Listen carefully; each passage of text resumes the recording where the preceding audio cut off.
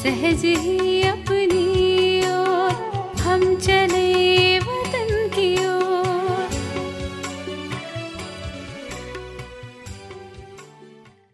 ஓம் சாந்தி 29/5/1977 அவ்யக்த பாப்தாதா மதபன்.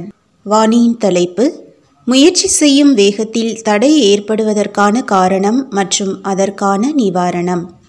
ஒவ்வொரு முயற்சியாளர்களும் அவரவர்களின் சக்திக்கேற்றபடி முயற்சி செய்யும் மார்க்கத்தில் சென்று கொண்டிருக்கிறார்கள்.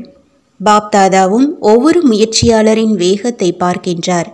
ஒவ்வொருவரின் எதிரில் எந்தவிதமான தடை வருகிறது மற்றும் எப்படி முழு முயற்சியோடு தடைகளை அழிப்பவர்களாக ஆகிறார்கள் என்பதை தெரிந்திருக்கின்றார். சில நேரம் நிற்கிறார்கள், சில நேரம் ஓடுகிறார்கள் மற்றும் சில நேரம் உயிரை தாண்டி செல்லவும் செய்கிறார்கள். ஆனால் தடைகள் ஏன் வருகின்றன? அதன் காரணமாக தீவிர முயற்சியாளரிலிருந்து வெறும் முயற்சியாளராகிவிடுகிறார்கள். முன்னேறி செல்வதற்கு பதிலாக நிற்பவர்களாக ஆகிவிடுகிறார்கள். எஜமானன் மற்றும் மாஸ்டர் சர்வசக்திவானுக்கு பதிலாக சோர்வுடையவராக மற்றும் அடிமையாக ஆகிவிடுகிறார்கள். இதற்கு என்ன காரணம்? மிகச் சிறு சிறு விஷயங்களாகும். எப்படி அன்றைய தினமும் கூறியிருந்தோம், பெரும்பான்மையோரின் எதிரில் வீணான எண்ணங்களின் புயல் அதிகமாக வருகிறது என்ற இதுதான் மூல காரணமாகும். வீணான எண்ணம் வருவதற்கான ஆதாரம் நல்லெண்ணம், அதாவது சுத்தமான சிந்தனை, ஞானத்தின் பொக்கிஷத்தின் குறைவு என்பதாகும். கிடைத்த போதிலும் உபயோகிக்க தெரிவதில்லை, சேமிக்க தெரிவதில்லை அல்லது அதற்கான விதி தெரிவதில்லை. இந்த காரணத்தினால் வளர்ச்சி அடைவதில்லை. ஞானம் கேட்டார், அதாவது கிடைத்தது. ஆனால் அந்த நேரம் அற்ப காலத்தின் குஷி மற்றும் சக்தியை அனுபவம் செய்வதோடு முடித்து விடுகிறார்கள். எப்படி உலகியல் ரீதியில் சம்பாதித்தார் மற்றும் சாப்பிட்டார், கொஞ்சம் சாப்பிட்டார் மற்றும் வீணாக செலவழித்தார். இதே விதமாக தாரணை செய்யும் சக்தியின் பலகீனத்தின் காரணத்தினால், விதி மூலமாக வளர்ச்சியடைய செய்யாத காரணத்தினால் எப்பொழுதும் தன்னை ஞானம் மற்றும் சக்திகளின் பொக்கிஷத்தால் காலியாக அனுபவம் செய்கிறார்கள். எனவே நிரந்தரமாக சக்திசாலி ஆக முடிவதில்லை, நிரந்தரமாக மகிழ்ச்சி உடையவராக இருக்க முடிவதில்லை. பலகீனமானவரான காரணத்தினால் மாயாவின் தடைகளுக்கு வசமாகி மற்றும் மாயாவின் அடிமையாகி விடுகிறார்கள். கூடவே மற்ற ஆத்மாக்களை சம்பன்னமாக பார்த்து இவர்கள் சோர்வடைந்து விடுகிறார்கள். ஞான பொக்கிஷத்தை சேமிப்பது, நேரத்தின் உயர்ந்த பொக்கிஷத்தை சேமிப்பது அல்லது ஸ்தூல பொக்கிஷத்தை ஒன்றிலிருந்து லட்சக்கணக்கான மடங்காக ஆக்குவது, அதாவது சேமிப்பது. அப்படி இந்த அனைத்து விஷயங்களை சேமிப்பதற்கான முக்கியமான வழி சுத்தமான, அதாவது தூய்மையான புத்தி மற்றும் உண்மையான உள்ளமாகும். தூய்மையான புத்திக்கான ஆதாரம் புத்தி மூலமாக தந்தையை தெரிந்து புத்தியையும் தந்தையின் எதிரில் சமர்ப்பணம் செய்வது. சமர்ப்பணம் செய்வது என்றால் என்னுடையது என்பதை அகற்றுவது. அந்த மாதிரி புத்தியை சமர்ப்பணம் செய்திருக்கிறீர்களா? சூத்திர தன்மையின் புத்தியை சமர்ப்பணம் செய்வது என்றால் கொடுப்பது. அப்படி கொடுப்பதின் கூடவே தெய்வீக புத்தியை அடைவது. கொடுப்பதுதான் அடைவதாகும். எப்படி வியாபாரம் செய்கிறார்கள் என்றால் கொடுக்கிறார்கள், பிறகு பெறுகிறார்கள் இல்லையா? பணம் கொடுப்பது, பொருளை பெறுவது. அதேபோல் இங்கேயும் கொடுப்பதுதான் பெறுவதாகும். முதலில் அனைத்தையும் கொடுப்பது. எப்படி? நல்லெண்ணம் மூலமாக அனைத்தும் தந்தையினுடையது, என்னுடையது அல்ல, என்னுடையது என்ற உரிமையை விடுவது. இதைத்தான் சமர்ப்பணம் என்று கூறுவது. இதையேதான் பற்றுதலை வென்ற நிலை என்று கூறுவது.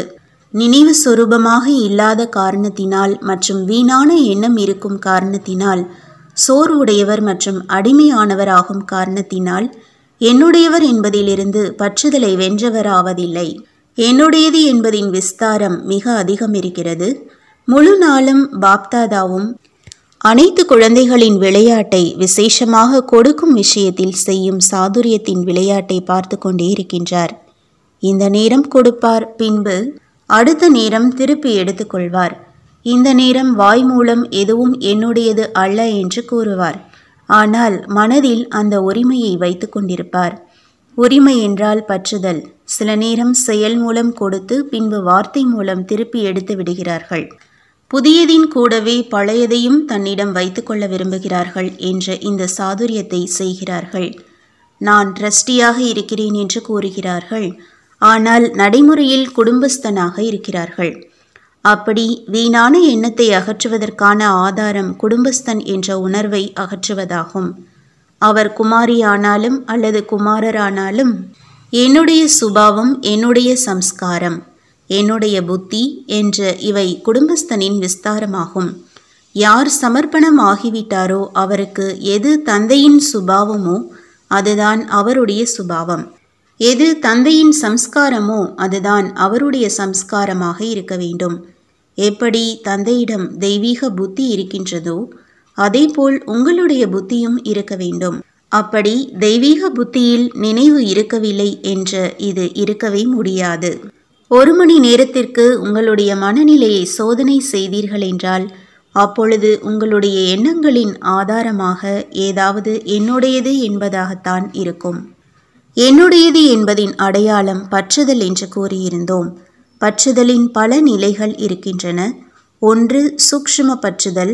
அதை சூக்ஷ்ம ஆத்மீக நிலையில் நிலைத்திருந்துதான் தெரிந்து கொள்ள முடியும். இன்னொன்று ஸ்தூல ரூபத்தின் பற்றுதல். அதை சுலபமாக தெரிந்து கொள்ள முடியும். சூட்சும பற்றுதலுக்கு மிகுந்த விஸ்தாரம் இருக்கின்றது. பற்றுதலின்றி புத்தியின் ஈர்ப்பு அங்கு வரை செல்ல முடியாது மற்றும் புத்தியின் அடிப்பணிதல் அங்கு வரை செல்ல முடியாது. அப்படி அடிமையாகுதல் பற்றுதலின் காரணமாகத்தான் ஆனது. அது எண்ணத்தில் இருந்தாலும், வார்த்தைகளில் இருந்தாலும், காரியத்தில் இருந்தாலும், உறவில் இருந்தாலும், நெருக்கத்தில் இருந்தாலும், விரும்பாவிட்டாலும் கூட அதற்காக அவசியம் நேரம் ஈடுபடுத்தப்படும். இந்த காரணத்தினால் வீணான எண்ணத்தின் மூல காரணம் பற்றுதலாகும். இதை சோதனை செய்யுங்கள். எந்த விஷயங்களை நீங்கள் விரும்பவில்லையோ அதுவும் வீணான எண்ணங்களின் ரூபத்தில் டிஸ்டர்ப் செய்கின்றது. இதற்கான காரணம் கூட பழைய சுபாவம் சம்ஸ்காரங்களில் என்னுடையது என்பது இருப்பதாகும். எதுவரை என்னுடைய சுபாவம், என்னுடைய சம்ஸ்காரம் என்றிருக்கிறதோ அது அவசியம் ஈர்க்கும். எப்படி என்னுடைய படைப்பு படைப்பவரை இழுக்கிறது, அதேபோல் என்னுடைய சுபாவம் சம்ஸ்காரம் என்ற படைப்பு ஆத்மா படைப்பவரை தன் பக்கம் இழுக்கும். இது என்னுடையதல்ல, இது சூத்திரத்தன்மையின் சம்ஸ்காரமாகும். சூத்திரத்தன்மையின் சம்ஸ்காரத்தை என்னுடையது என்று கூறுவது பெரிய பாவமாகும், திருட்டுமாகும், என்றால் ஏமாற்றுதலும் ஆகின்றது. சூத்திரர்களின் பொருளை ஒருவேளை பிராமணர் திருடுகிறார் என்றால், அதாவது என்னுடையது என்று கூறுகிறார் என்றால் இது மிகப்பெரிய பாவமாகும். மேலும் பாபா இவை அனைத்தும் உங்களுடையது என்று அப்படி கூறிவிட்டு பிறகு என்னுடையது என்று கூறுவது ஏமாற்றுவதாகும். மேலும் இந்த விதமாக பாவம் ஏற்படுவதினால், பாவங்களின் சுமை அதிகரித்து கொண்டே இருப்பதினால் புத்தி உயர்ந்த நிலையில் நிலைத்திருக்க முடிவதில்லை. இதன் காரணமாக வீணான எண்ணங்களின் தாழ்ந்த நிலையில் அடிக்கடி வரவேண்டியதாக இருக்கிறது. பிறகு என்ன செய்வது என்று கதறுகிறார்கள். வீணான எண்ணங்களுக்கு இன்னொரு காரணம் முழு நாளின் தினசரி நடவடிக்கையில் எண்ணம், சொல், செயலுக்காக தந்தை மூலமாக மரியாதை நிரம்பிய என்ன ஸ்ரீமத் இருக்கின்றதோ அதை ஏதாவது ரூபத்தில் மீறி நடப்பதாகும். கட்டளைப்படி நடப்பவரிலிருந்து கட்டளை மீறுபவராக ஆகிவிடுகிறீர்கள். மரியாதை கோட்டை எண்ணம் மூலமாக கூட ஒருவேளை தாண்டுகிறீர்கள் என்றால் வீணான எண்ணம் என்ற ராவணன் தாக்குதல் செய்ய முடியும். எனவே எண்ணம் மூலமாக, வார்த்தைகள், செயல், உறவு, நெருக்கம் மூலமாக பிராமணர்களின் நியமங்கள் மற்றும் நெறிமுறைகளை மீறவில்லைதானே, இல்லையே என்று சோதனை செய்யுங்கள். அவசியம் ஏதோ ஒரு நெறிமுறை விடுபட்டிருக்கிறது. அதனால்தான் புத்தியில் வீணான எண்ணம் கலந்து விடுகிறது. இரண்டாவது காரணம் என்னவென்று புரிந்து கொண்டீர்களா? எனவே மிக நல்ல முறையில் சோதனை இருக்க வேண்டும். அப்பொழுதுதான் வீணான எண்ணங்களிலிருந்து விடுபட முடியும். முழு நாளிற்கான தந்தை மூலமாக என்ன ஒரு சுத்தமான வாழ்க்கை கிடைத்திருக்கிறதோ, புத்திக்கான வாழ்க்கை சுத்த எண்ணத்தை செய்வது. வார்த்தைகளுக்கான வாழ்க்கை என்னென்ன தந்தை மூலமாக கேட்டிருக்கிறோமோ அதை கூறுவது. காரியத்தின் வாழ்க்கையாவது கர்மயோகியாகி ஒவ்வொரு காரியத்தையும் செய்வது. தாமரை மலருக்கு சமமாக விலகியவராக மற்றும் அன்பானவராகி இருப்பது. உயர்ந்த காரியம் மூலமாக தந்தையின் உயர்ந்த காரியங்களை வெளிப்படுத்துவது மற்றும் ஒவ்வொரு காரியத்தையும் சரித்திர ரூபத்தில் செய்வது. சாதுரியம் அல்ல, ஆனால் சரித்திரம், அதுவும் தெய்வீக சரித்திரமாக இருக்க வேண்டும். तुम बच्चों को तो सर्विस करनी है, जो बाबा कहते हैं सबको ये बताओ कि देखो तुम्हारा एम एंड ऑब्जेक्ट ये है, एक गीता है बढ़िया, ये राजयोग है ना बच्चे। कैसे है राजयोग? बिल्कुल सहज है कि बाप को याद करो तो ये वैसा मिलेगा तुमको। ओम शांति।